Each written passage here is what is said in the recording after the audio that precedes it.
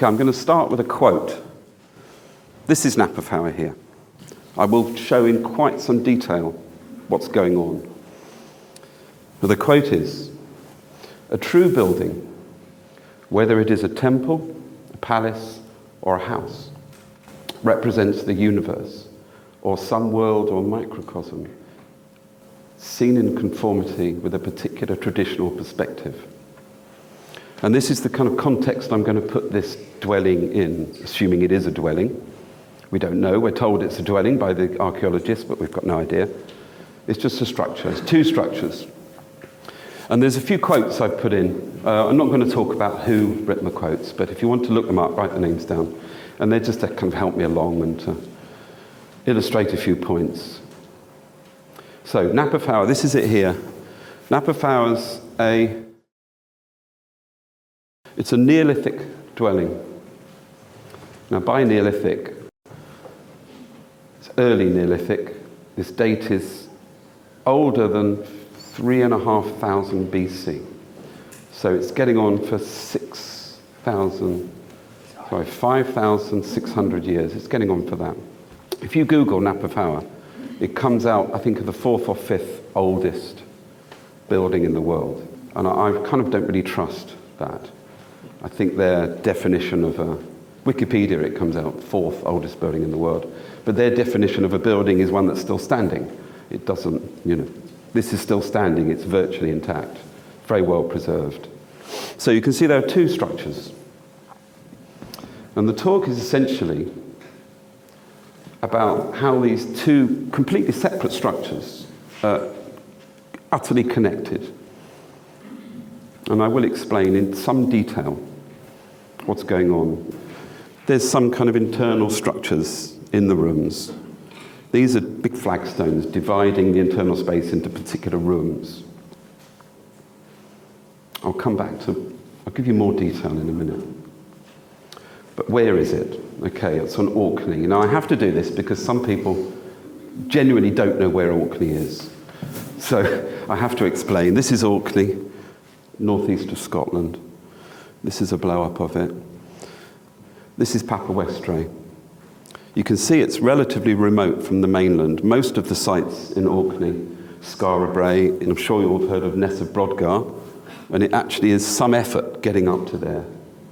Ness, of course, you take a plane, which takes 21 minutes. And this is an eastern beach on Papa Westray, looking out onto a little uninhabited island called the Holm of Papa Westray. And I've mentioned that because I'm going to bring up something which refers to that. So it's not Skara Brae. Knap of Howar is not Skara Brae. Skara Brae is much younger. Knap of Howar is about 300 or 400 years older than this. And what's bizarre, there was a TV thing on BBC, whatever it was, 3-part episode on Orkney earlier in the year. And they were all going on about Ness of Brodgar. And it is a very, very important site. And they were telling us how old it is. No one ever bothered going to Papa Westray. Knap of Howar is at least 300 or 400 years older than Skara Brae, which is quite interesting. And if you look at the ground plan of Skara Brae, there's nothing similar about this to Knap of Howar's ground plan, which I'll show you in the next slide. But some of the building techniques, dry stone walling, there is a similar structure that's similar to this, what's called a dresser. So this is the ground plan. You can see there's two completely distinct structures. They're not connected at all. There's no interlocking brickwork, stonework. The technical term is they abut one another, they touch each other. There's no physical connection other than a touching, which will help us later on in the talk. So these are the two doorways. This is the doorway of the smaller structure, and this is the doorway of the larger structure. Now on the left here, we've got the original, most accurate archaeological drawing of Knap of Howar, drawn by Anna Ritchie, who excavated Knap of Howar in the 70s and 80s. I think it was published the report was published in 1983. And all the measurements, all the structure of everything I've taken from this drawing. I've been in touch with Anna Ritchie when I was preparing the book, just confirming lengths, particular kind of dimensions of the building. So I've done my own version of the ground plan. I've excluded some things which are not as relevant to me right now, such as the paving. There's a little indistinct area where you've got the passage through, and I've excluded all the stones just to make it clear what's going on. So if we take the larger building, you can see it's divided into 2 rooms. Upright stone partitions, they're about this high. Post holes, there's 3 of them. It's assumed there was probably 1 here. Smaller building has 3 rooms, divided by these upright partitions here and here, with a hearth, fireplace in the middle of the central room. Now, what's important with this is that each building has its own axis. I'm just introducing that idea now because this is very important to understand what this axis is and what it does and how the whole building is structured around these axes. Now, it was thought that Knap of Howar was quite unique until about 7 or 8 years ago. This structure was found, which is very, very similar to this structure. Now, Knap of Howar is unique in that it's 2 connected structures. This is just one structure. And also, this is about 200 or 300 years more recent than Knap of Howar. So Knap of Howar is much older. Knap of Howar is much older than anything on Orkney.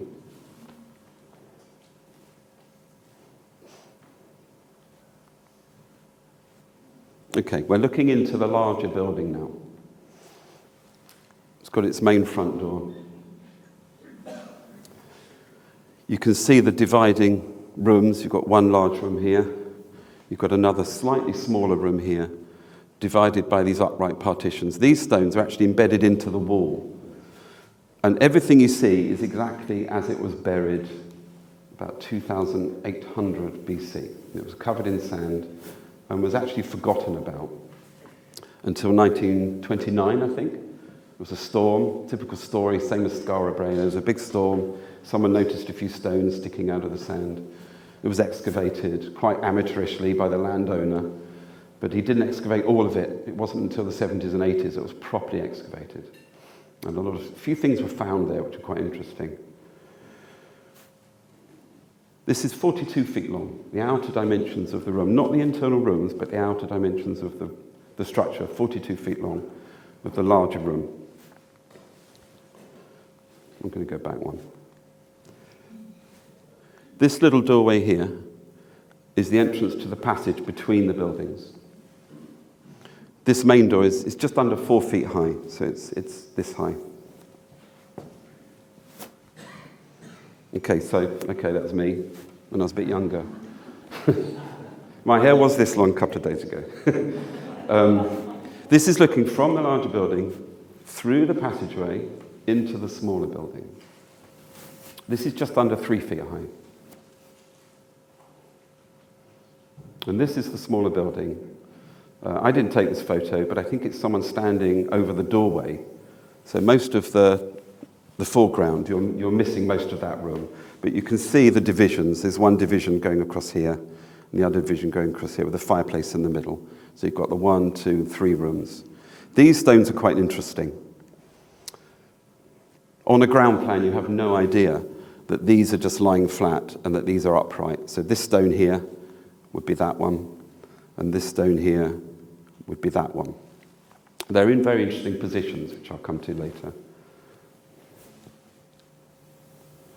So I'm showing you this again because it's quite an interesting photo, and it's quite hard to find one like this because it does get overgrown. This shows the outer walls of both structures, and you can see it was actually built completely as 2 separate buildings. And this space between the 2 structures seems to be a useless space. What's that for? But I think I can explain why each building is exactly why it's there in relative to each other anyway. And this space is just a consequence of what I'm going to explain to you.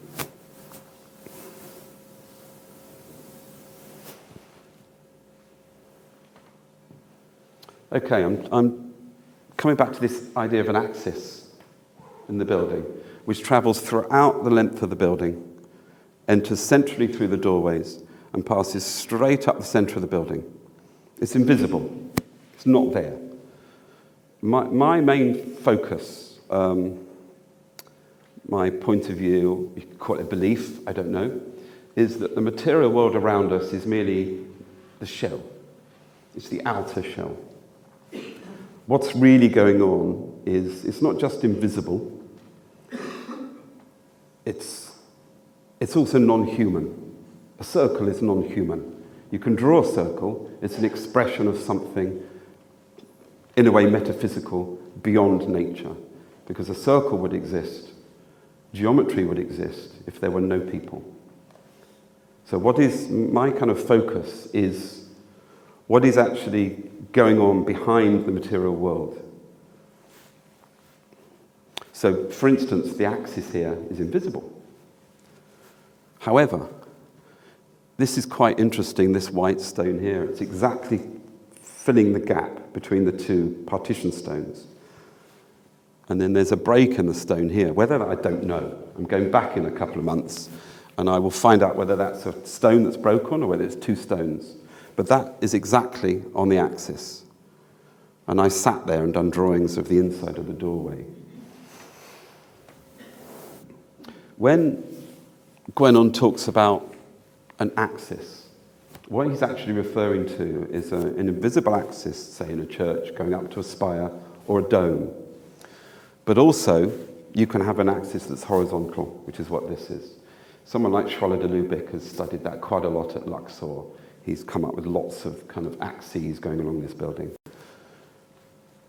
And Gwenon says that though the axis is not always given visible form in traditional buildings, it always plays a fundamental role in the construction, which is regulated entirely with reference to it.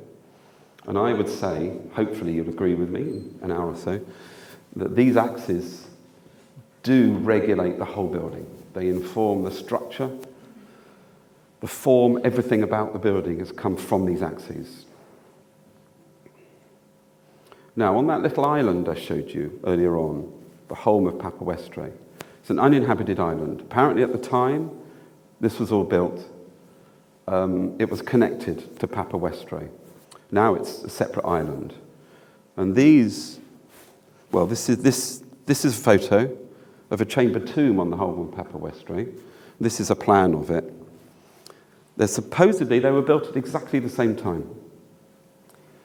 And one of the things I was discussing with the archaeologist Anna Ritchie was what's the connection? Okay, they were built. I mean, the idea is that this is where these people were buried. Now, the interesting thing is that the axes, if you imagine an axis kind of coming up here, it's facing exactly the same direction as the axis coming out of Knap of Howar. So there's a lot in common between the two structures. I mean, she actually said to me, there was a big connection between the houses for the living and the houses for the dead, which is what the archaeologists kind of refer to these things as. And she wouldn't say any more. She didn't want to get herself into trouble. But I suppose she could quite easily. So the axis enters each doorway. Now there's a very important point on the inner threshold of each doorway. And we'll look at the smaller structure first of all. I've drawn a circle around the whole building. Inside that circle, I've drawn two squares. One here, and the other one there. The relevant inner threshold point is there. It's on that square. And just symbolically, that's the point that you actually enter the building. This is a kind of a liminal area. Do you enter the building there or do you enter the building there? You enter the building there, but you're not really inside the building, are you? It's kind of like Twilight. You can't decide if you're in or out. Only when you get to this point. And this is always a symbolic position in a lot of buildings, churches and temples especially, and homes. So if you follow this line, if you continue that line, which is 90 degrees to the axis, you see the axis here. if you follow that line, well, it goes through exactly the same point in the larger building. And these are the only 2 points these buildings have in common. You can see they're completely different kind of structures. They're built similarly, but they both represent something different.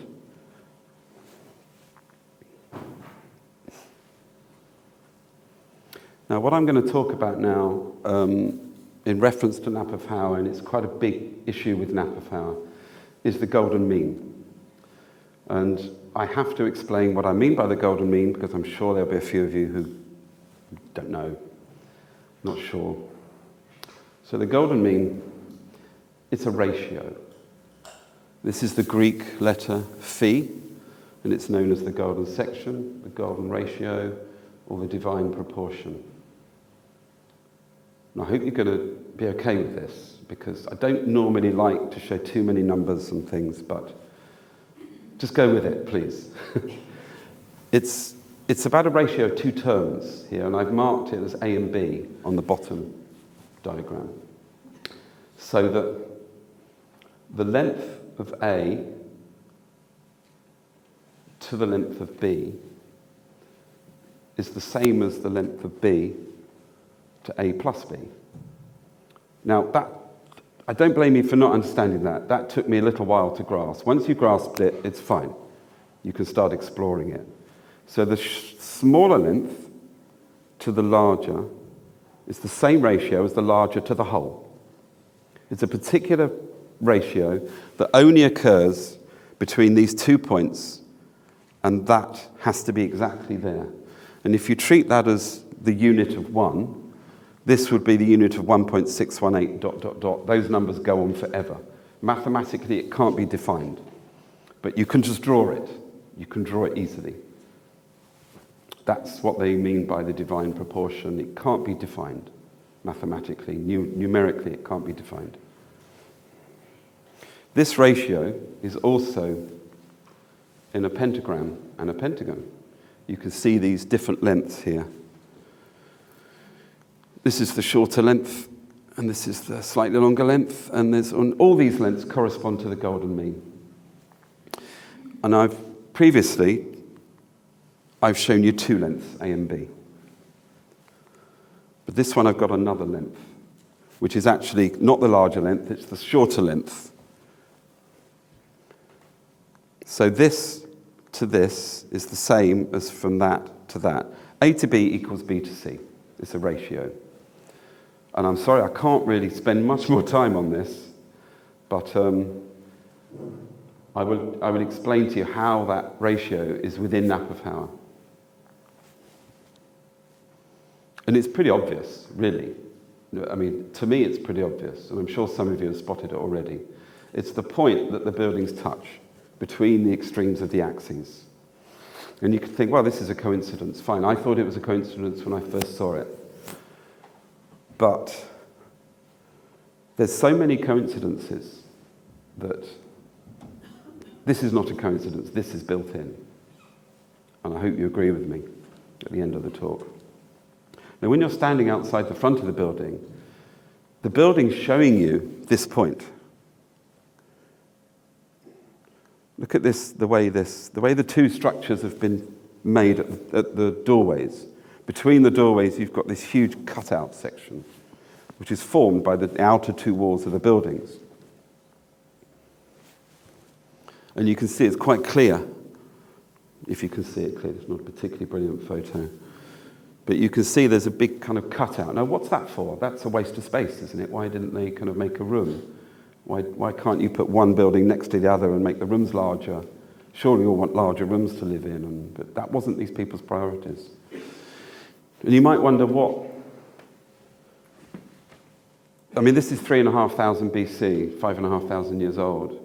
How would these people have known about the golden mean? How would they have reproduced the golden mean on the ground? How would they have incorporated it into their architecture? And it's pretty straightforward. It's already been mentioned today a couple of times. It's a Pythagorean triangle.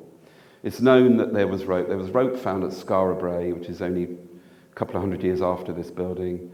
These people had rope. We know they had rope because there were fish bones found large cod bones. Now, cod live in water of 20 to 30 meters, or yards if you prefer. And it's assumed, because they didn't have nets, that they had boats, seafaring boats, and these cod were caught by hook on line. It's the only way you can catch these cod. But you can't trade cod, because within a day it's gone off. So it has to be traded very locally from this island or the neighbouring island, or they caught the cod themselves. So they had a way of making rope and string. And the Pythagorean Triangle, if you remember from, was it Howard talked about, the first speaker was talking about the Pythagorean Triangle. If you divide the length of rope into 12 by tying a knot, tying 12 knots, and it creates a 90-degree angle here. So this is 3 spaces, this is 4, and this is 5. And there's a particular, which is up here, which I won't go into because it takes me too far off my subject. There's a particular way of geometric procedure of arriving at the golden mean point between these two extremes, which is that. So these are the two extremes, or there, and this is the golden mean position. It corresponds precisely. So, and I thought, well, that's coincidence, and I kind of left it for a little while, and I kind of thought, what if these particular lengths, can they be seen anywhere else in the building? So I looked at the shorter length, which I've marked here as A, and used that as the diameter of a circle, which is blue here. And I plotted it, drew it on the axes of each building. And you can see on the smaller building, on the internal rooms, there are 3 of those lengths on the inside of the building. But on the larger building, there are 5 of those lengths. And this is absolutely precisely, this is 1 finger's width accuracy in 42 feet. But it's not the internal rooms of the larger building, it's the exterior length of the building. And I still thought this was a coincidence.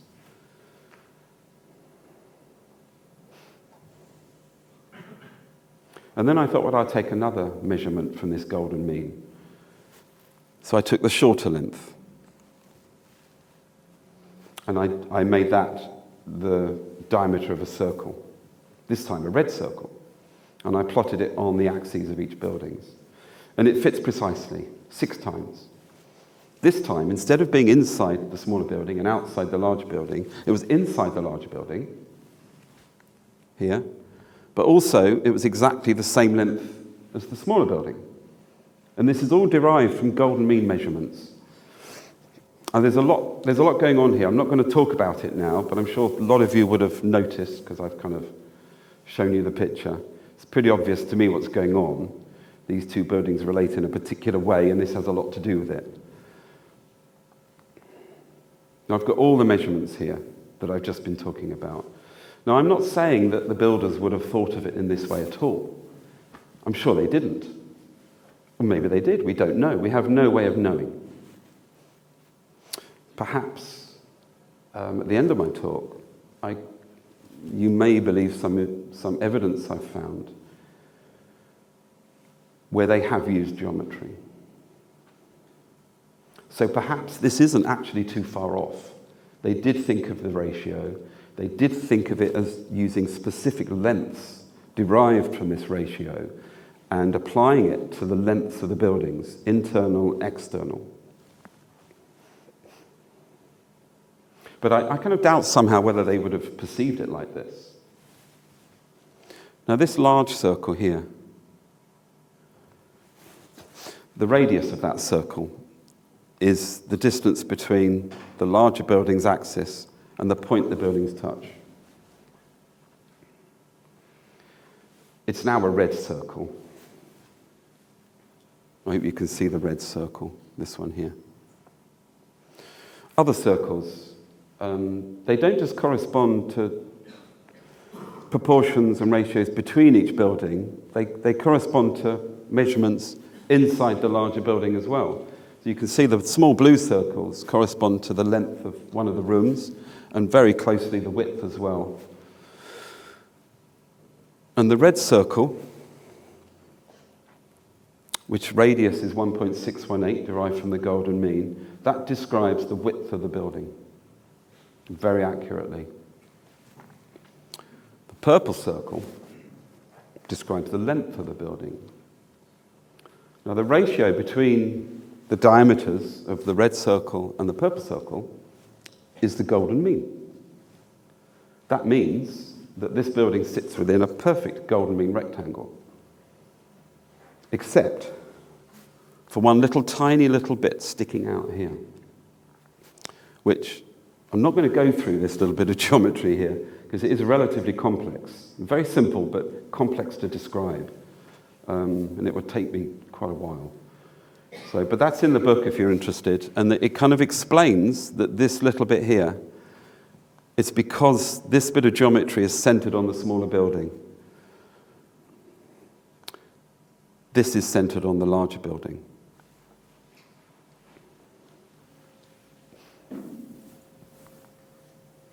So I know I've shown you this before, but I'm just going to point out a few more things. Hopefully you're becoming a bit more familiar with what's going on here. This little, what would you call it, compartment or storage area, whatever. It's natural, well, it's built in to the wall, originally there. This is also a golden mean rectangle. So there's something going on relative to the golden mean here that's informing the design of the building. The structure of the building, the design of the building, everything is governed by these axes. And the golden mean division that's initially I saw that's between the two, at the point they touch. But also this as well. I can't explain why. I don't know what this was used for. How on earth would we know?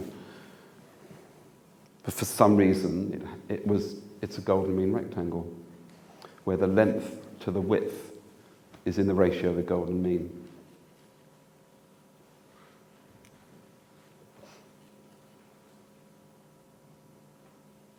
Now this might be, the top row there might be quite familiar to some of you. They're the Neolithic carved stone balls. Some say, I think Keith Critchlow was the first person in Time Stands Still to talk about these stones. They're all found in the Neolithic, all about 2,500 to 3,000, possibly older, all found in northeast Scotland, in Aberdeenshire, although there has been some found, I think, in Northern Ireland, and recently there was one found on Orkney, which is quite interesting. And the second row down, the middle row, is the geometric representations of these stones, and they're the 5 Platonic solids. You've got a cube, tetrahedron, octahedron, icosahedron, and importantly here, I'm going to specifically show you the dodecahedron. At the bottom row is the 3 views of the dodecahedron. On the right, you have the face of the pentagon. There's 12 pentagons in a dodecahedron, and it's actually very closely connected to the golden mean, the dodecahedron, because it has pentagons.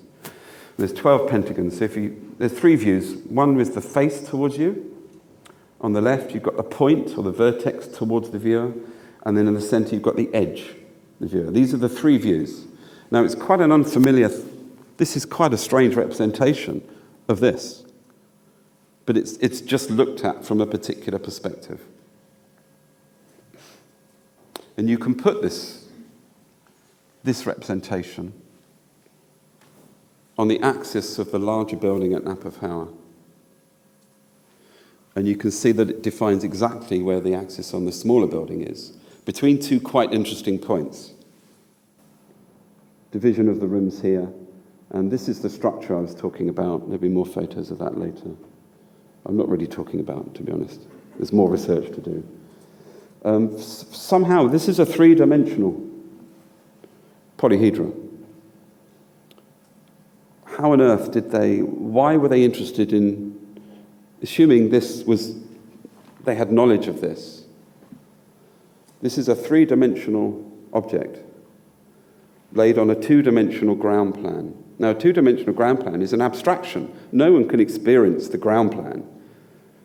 But it's an interesting concept, the idea of the ground plan, because it's the point of interaction of the verticality of the building with the horizontality of the earth. It's a very, very important symbolic point. It's, in a way, it's the center of the cross.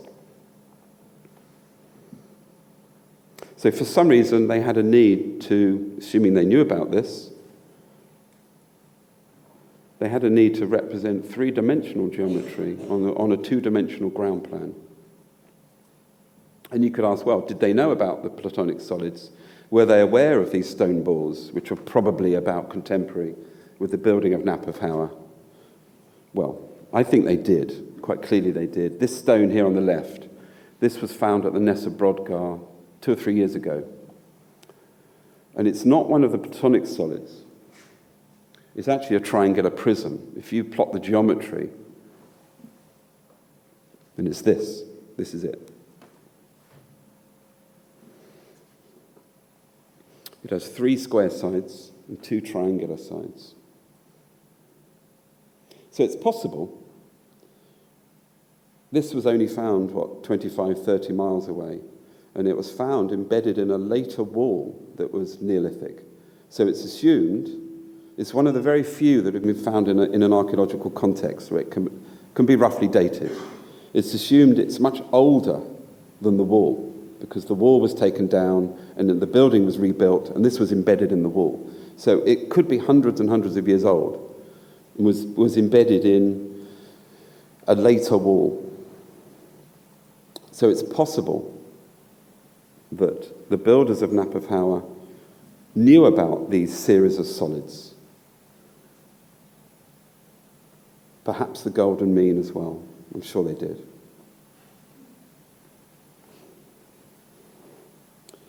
Alexander Thom. Okay, he studied a lot of stone circles, stone rows, and came to the conclusion he was trying to find out, he assumed there would be some common measurement, common length throughout what he called megalithic Britain, Neolithic Britain essentially. And he studied, I think, several hundred stone circles, and he arrived at the conclusion that it did exist, and he proposed to call it the Megalithic Yard. It's quite a well-known thing, I'm sure every one of you know about it. It's equivalent to 2.72 modern British feet. Now, I thought it'd be quite interesting to see if these measurements fit. So, for instance, the AB line between the two, this line here, that distance is 21.65 feet, which is 21 foot, 7 3/4 inches, within 1/8 of an inch. Now, if you divide that by 2.72, you get 7.959. And I take that as meaning 8. It's a finger's width, again, away, in nearly 22 feet. That's not bad. Now, the length of the building as well. The internal length of the larger building is 32.5 feet. You divide that by 2.72, you get 11.948, which is very, very close to 12 megalithic yards. That's also the length of the smaller building. Now, I mentioned this 345 triangle, and this distance, this AB distance here, being 8 megalithic yards. Now, 2 yards is a fathom, and Alexander Thom worked out that they were also using fathoms, not just yards. A megalithic fathom is 2 megalithic yards. So each one of these 4 divisions is a megalithic fathom long, or 2 megalithic yards, making 8 megalithic yards. And if you add up all these lengths, this shorter length of the triangle is 16.3 feet. Divide by 2.72, 5.992. They're all extremely close.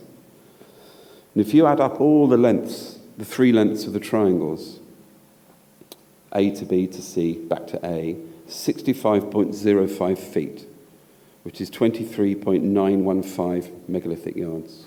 24 megalithic yards. So we've got numbers here. We've got 8 megalithic yards, 12 megalithic yards, 6, 10, 24. They're all even numbers. And they're all very important numbers. But I won't dwell on it. because this is a whole talk in itself. I wasn't sure if I was going to show this, but I think it's important to show that someone like Alexander Thom, years after his death, his ideas are being confirmed by this particular Knap of Howar site.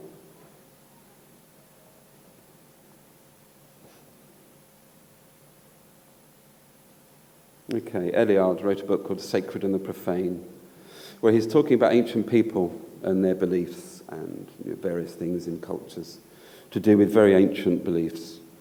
And a couple of quotes. The temple and the house are regarded as a human body. His dwelling, he's talking about traditional ancient man, his dwelling is a microcosm. His dwelling is a microcosm, and so too is his body. The homology house-body cosmos presents itself clearly. This can help us understand a lot more about Knap of Howar. Can we see Knap of Howar as a representation of a body?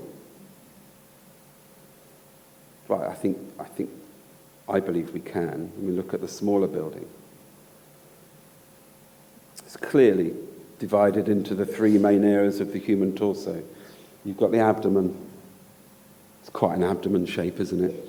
You've got the chest there, or the thoracic area between the diaphragm, perhaps represented by these flagstones, and the neck area. These could be the collarbones. So this is the chest area, with the heart slightly to one side. It's like from the rear.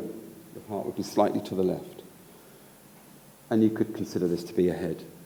I think this is a representation of a human body, human form. It's got the heart right where it should be. Now, what kind of human body is it? That might sound strange. Human body is a human body. But there are very different kinds of human bodies. What kind of human has a larger head compared to its body? I'll come to it in a second. Now, I know I've shown you this before. These lengths of the red circles, 6 red circles, are identical in length. So the outer length of the smaller building fits precisely inside the larger building. Precisely. It was built intentionally for this. It was never built inside the larger building. This is a symbolic representation of an idea. So the smaller building comes from within the larger building, perhaps. This is perhaps what's going on. And you can see I've overlaid the two up here. Just along the axis. And they overlap slightly along the edges here. But the important thing is, along the axes, it's perfect. This point here and this point here is common. This is the same length. What on earth's going on? How can we describe these? I've introduced the idea of a human representation. What sort of humans' bodies are these? And how do they relate together? What's the passage got to do? Well, why is the passage there? Why are they built exactly as they are, with this very strange... what's the point of that? It's useless. It's open to the southeast.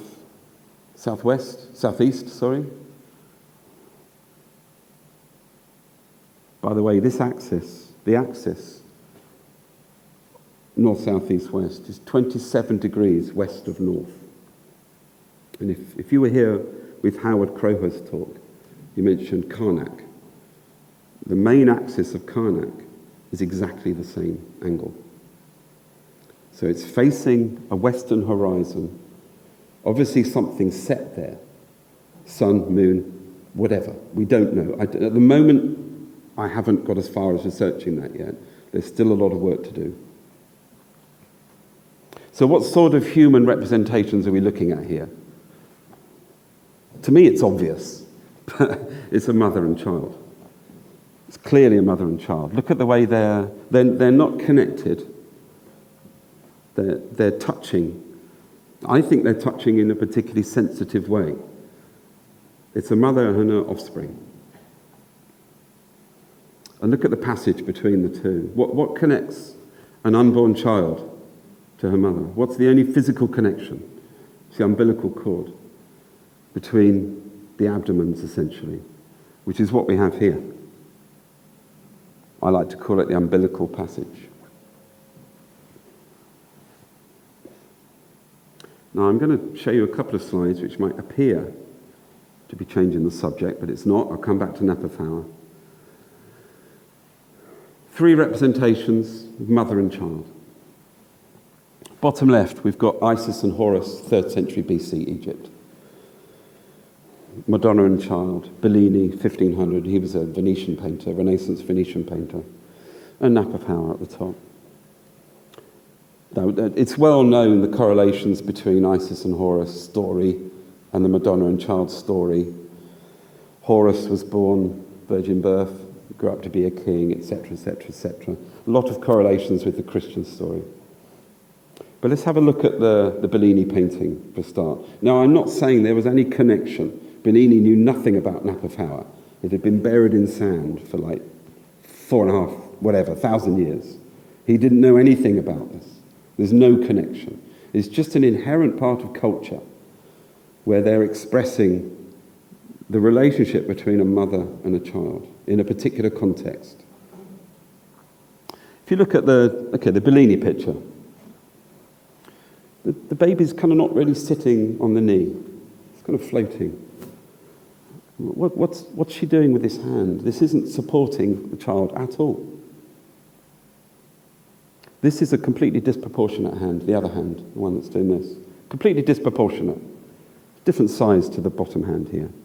This is doing something specific. Now, if you take the point, that point, right between the eyebrows of the baby Christ. Now, I've drawn a vertical line through that. It exits the top of the child's head. It also exits the top of the Madonna's head, connecting the two buildings quite closely. Now, this point here is a golden mean between the edges of the painting. So between this point here and that point there, that is the golden mean. So the child is positioned at the golden mean position between the extremes left and right of the picture. Why is that? This tree is also a golden mean between here and here. There's so much, again, this is another whole lecture just on this picture. Being an artist, this is something I've studied. So what we have here is, I believe we have a representation of what we would now call the subtle body. You can have various perspectives and interpretations of what this subtle body is, and I'm going to show you one in particular. But what the mother's doing, and by the way, there's a swallow here. The swallow is always representative in just about every culture of the sorrow of a mother or a mother's loss, which you can understand in the Christian story. But what's she doing with her hand here? Well, this forefinger is giving you, it's parallel to the axis. The reason why the ring finger has the wedding ring on is that traditionally there was a vein running from this finger to the heart. I don't know whether there is, I kind of doubt it, but we're talking about the subtle body. And these are two aspects of what, well, I won't come to it quite yet. The next slide is pretty obvious. I did this drawing. I was sitting in the fireplace. This is 1994. I did the drawing in what I call it, don't call it the smaller building anymore, I call it the child. Sitting in the fireplace of the child, the center of the central room of the child. And I had this idea that I was in the center of the spiral. I didn't quite know what I was doing, I just did it. I haven't dowsed it, I'm not a dowser. But where this spiral interacts with the vertical axis, the spinal column, if you like, of the child, marks out certain points, very important points, which are basically chakras. Now, I kind of refined this. This is an early drawing. I did this within an hour of actually arriving at the dwellings, not knowing anything about it. I went to the island. I wanted to go and see this place. And I kind of did this drawing, and all this work has come from this one drawing.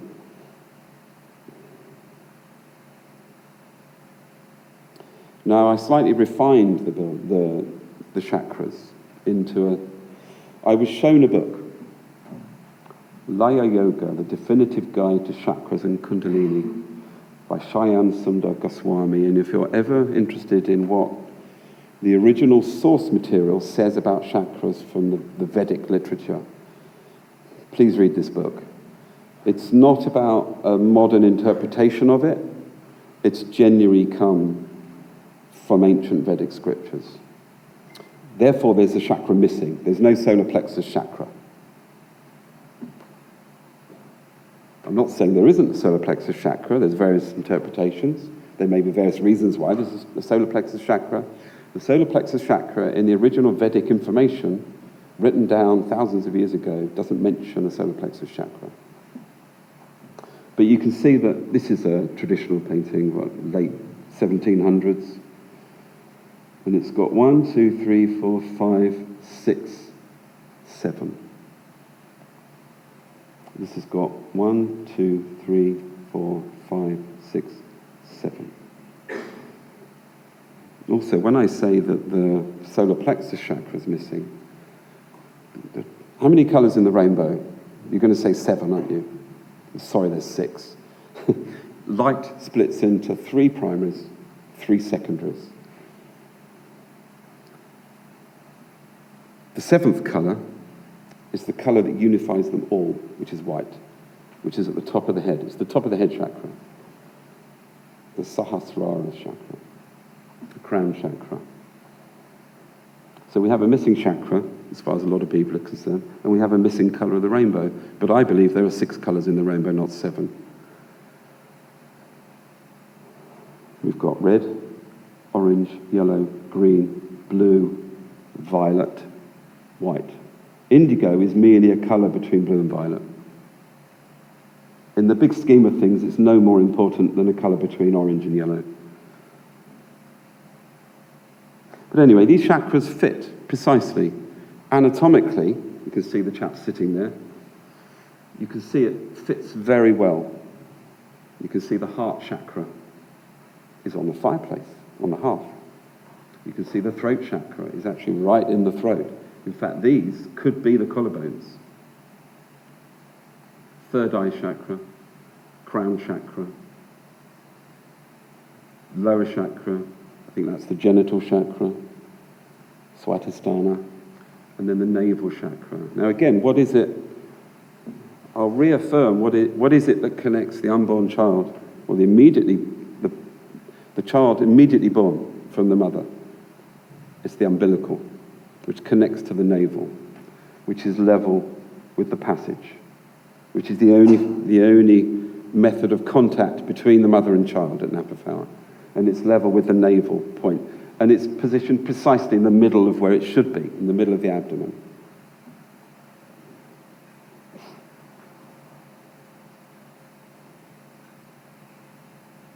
So for some reason, this aligns perfectly to ancient Vedic texts, talking about the subtle body. So does the Bellini picture. And there's a cultural need to represent the mother and child, or the subtle body.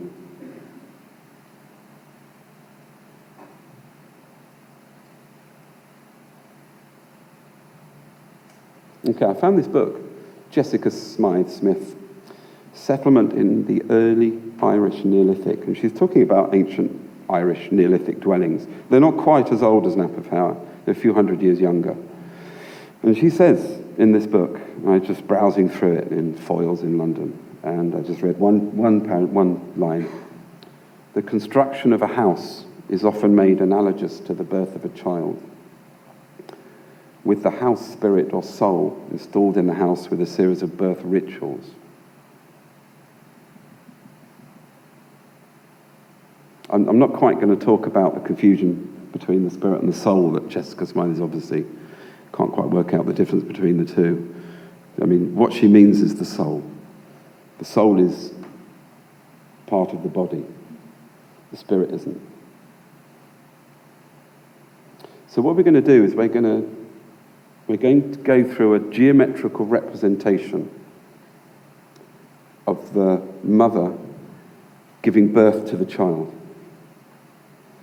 And again, it's quite an abstract thing, and there's a few slides here, and it ends with a little video. But I'm going to describe each stage.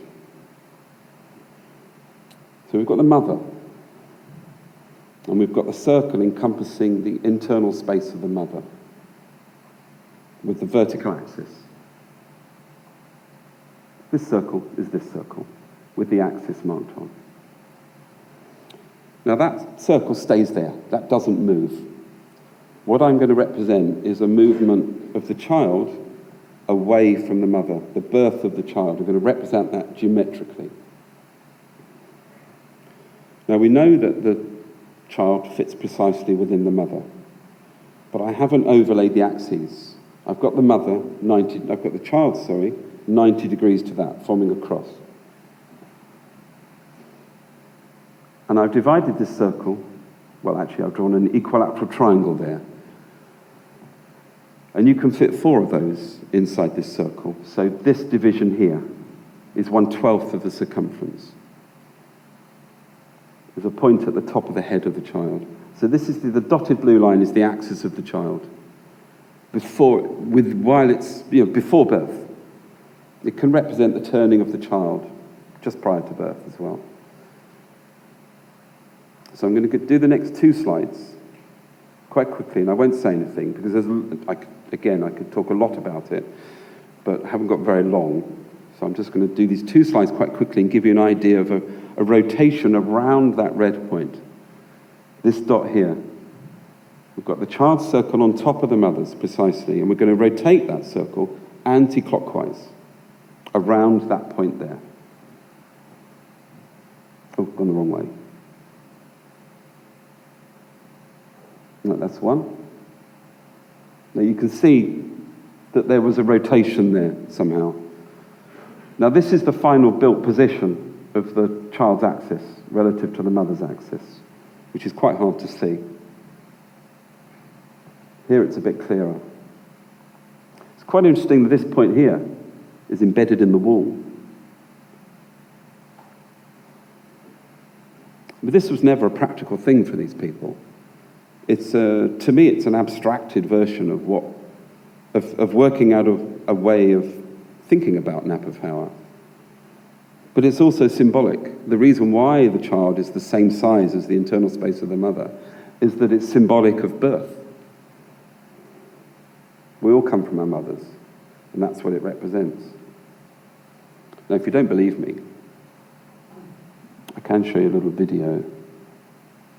I hope it works. So, right, this is the position prior to birth.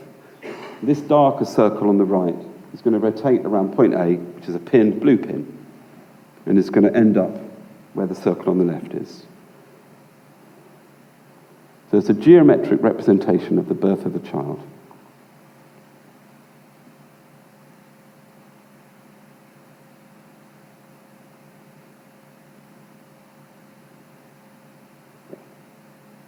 Pretty precise. This explains why the buildings are as they are relative to each other. Do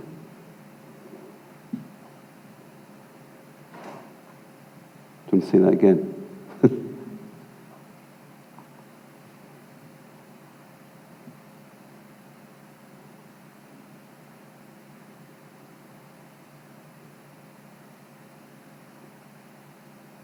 This could have been expressed in a ritualistic manner by the original builders. I don't believe it was particularly expressed this way, but it could have easily been expressed in a series of rituals.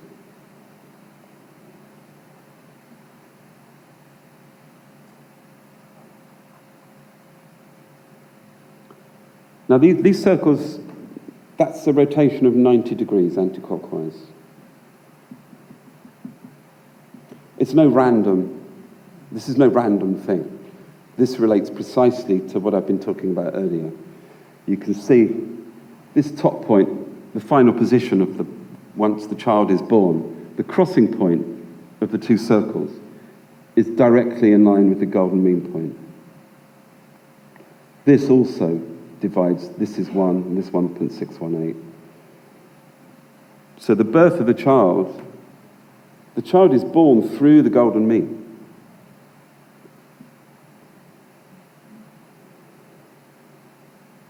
This is what's there. I haven't made this up. None of this is made up. I've tried to be as objective as I possibly can.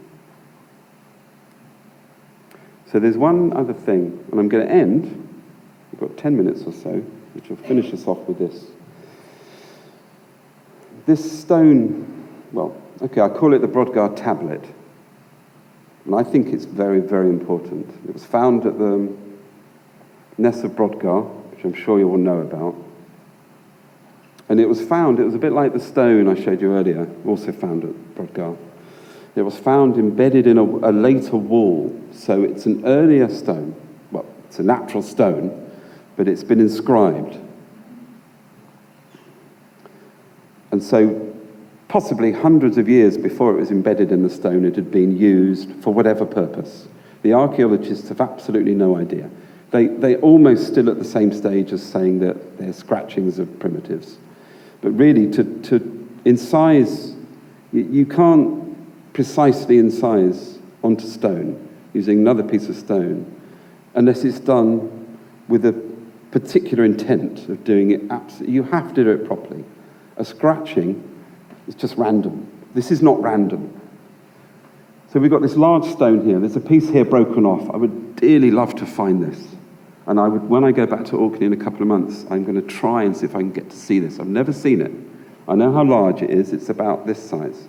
It's about 1.5 feet, 2.5 feet across. Now, there's some really interesting incised decoration on it. You've got series of curved but parallel lines. This is the standard kind of Neolithic decoration, they call it. So we're going to look close up at this area. Now we're looking here something about 8 inches across. And you can see this line here, in a perfectly carved line, incised. It's been gouged out. It's done in response to the natural form of the stone. This is a natural, no one would say this is man-made. This is a natural weathering or the natural form of the stone. The rock in Orkney naturally splits into the flagstones. So this line here and this line here, this line is depicting the edge of this kind of slightly rough area. So they've picked the stone, perhaps they've picked the stone on purpose to represent something. Who knows? It kind of, this little bit here reminds me of the avenue leading up to Stonehenge, facing the winter sunset, was previously thought to be man-made, and now it's supposedly, the chalk grooves are supposedly natural. And they've been utilized by the people then in order to incorporate into a larger structure, Stonehenge, for a particular purpose. Now, it could be the same things going on here. These people could have noticed this line had to be here for some reason, and they did it in response to the natural form of the stone. They're responding to what's already on the stone. Now, it's not just this area here. You've got these other kind of, whether it's weathering, I don't know. There's a lot of kind of indentations, a lot of points. Whether it's weathering or, I don't think anything can eat away at the stone, but it's possible they're man-made. There's some here that look quite different. Look at this one here.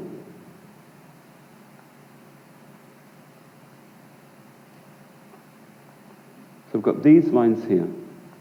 They're parallel. We've got these lines here.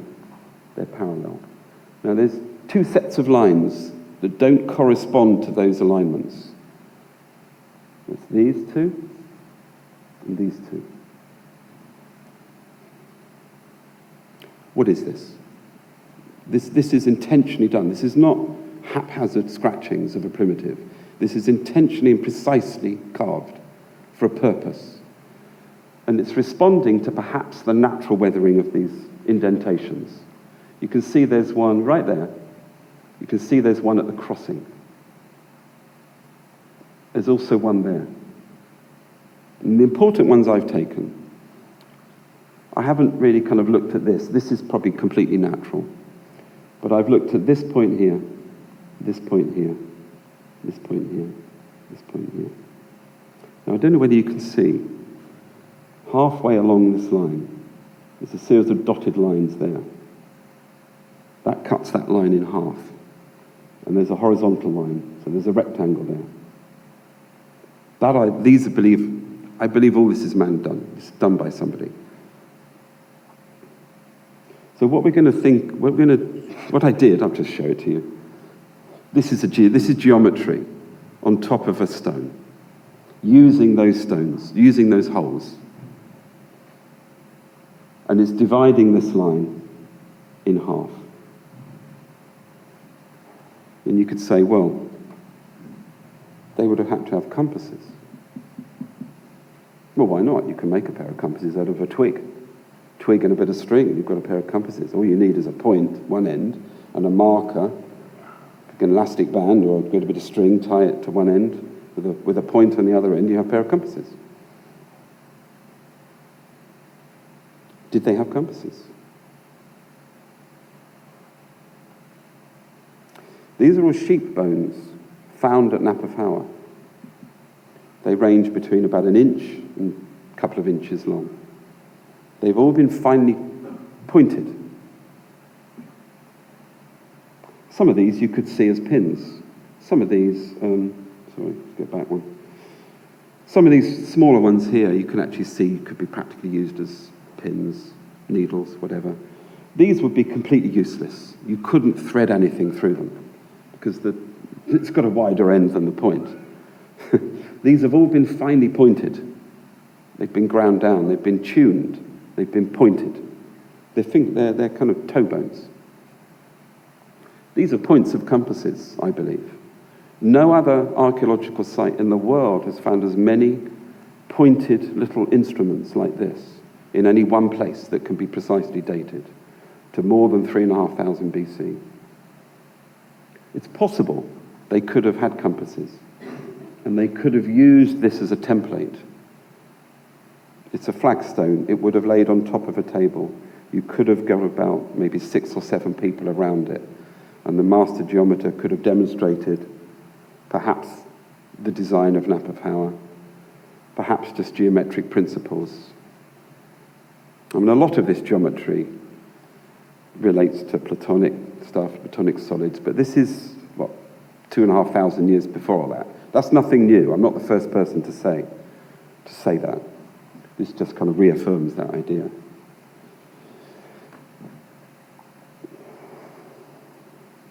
I mean, the distance between there and there, which is the end of that line, you see that line finishes. That distance is the same as that distance.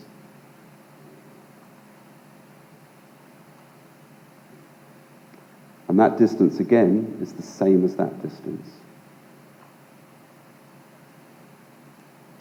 I don't believe this is natural. I think this has been man-made. It's a very flexible piece of the lines on it, because we can apply more geometry. Now, I've shown you this before, when I was talking about the design of Knap of Howar, and how they could have arrived using rope at the golden mean, a triangle. Because here, this triangle, now I know this is 2 lines, they kind of cross here, interestingly on that arc there, but I'm just taking that point, and that point. And I'm using the same geometric procedure to find the golden mean. So this is a 3, 4, 5 Pythagorean triangle. 5,500 years ago. If you extend this line down, as I have on here, it hits this corner position. That is a golden mean rectangle. So we've got a Pythagorean triangle, and we've got a golden mean rectangle, 5,500 years ago.